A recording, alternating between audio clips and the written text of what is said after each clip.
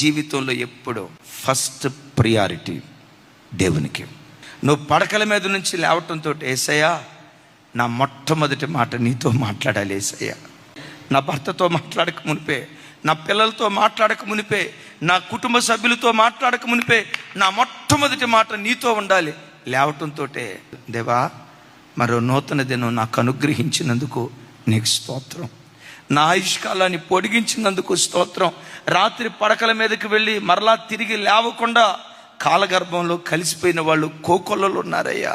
ఏ మంచి లేకపోయినా మరో నూతన దినాన్ని దయా కిరీటంగా నీవు అనుగ్రహించినందుకు నీకు స్తోత్రమయ్యా. నీ నాలుక మొట్టమొదట ఆయన నామ సంకీర్తన చేయాలి.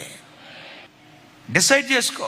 దేవుని వాక్యం మొట్టమొదట చూడకుండా సెల్ ఫోన్ చూడను, వాట్సాప్ అసలు ఫోను ముఖం పొర్రపాటును చూడను. నా కళ్ళు మొట్టమొదట నా దేవుని ధర్మశాస్త్రాన్ని వెతకాలి, ఆయన వాక్యాన్ని వెతకాలని మొదటి ప్రాధాన్యత దేవునికి ఇవ్వు.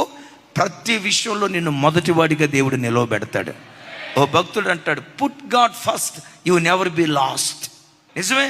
పరిశుద్ధ గ్రంథమైన బైబిల్లో అనేక మంది సూర్యుడు ఉదయించక మునిపే పడకల మీద నుంచి లేచి వేకువజామున ప్రార్థన చేసి చరిత్రను మార్చే చరిత్రకారులుగా మారిపోయారు. దైవజనుడైన మోషే వేకువజామున లేచి ప్రార్థించేవాడు. 430 సంవత్సరాల ఇశ్రాయేలీయుల చరిత్రలో ఏ ఇశ్రాయేలుడు చేయలేని ఒక సాహసోపేతమైన కార్యం మోషే చేయటానికి కారణం ఏంటో తెలుసా? వేకువజాము ప్రార్థన. వారసత్వంగా పొందుకున్నాడు మోషే దగ్గర నుంచి నాయకత్వం. యెహోషువ కృప ఏంటో తెలుసా? తన గురువు గారు లాగే వేకువనే లేచి ప్రార్థించేవాడు. ఎంత కృప పొందుకున్నాడంటే మోషే చేసిన పరిచర్య కంటే రెట్టింపు మహిమ కలిగిన పరిచర్య చేశాడు. మోషే నాయకత్వం కనాను దాకే తీసుకొచ్చింది, యెహోషువ నాయకత్వం కనానులోనికి తీసుకొని వచ్చింది. ఆ వంశ పరంపరలో పుట్టినవాడే దావీదు. వేకువజాము ప్రార్థన అంటంతో దావీదు ఎలా ప్రార్థన చేసేవాడు తెలుసా?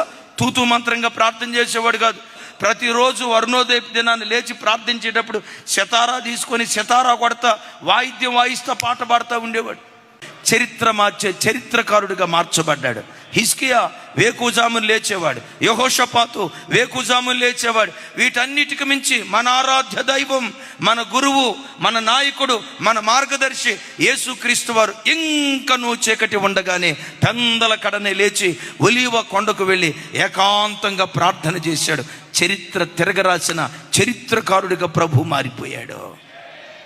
నేటికి చరిత్రను రెండుగా విభజించిన ఏకైక శక పురుషుడు ఆరాధ్య దైవం ప్రభు అయిన యేసుక్రీస్తు వారు.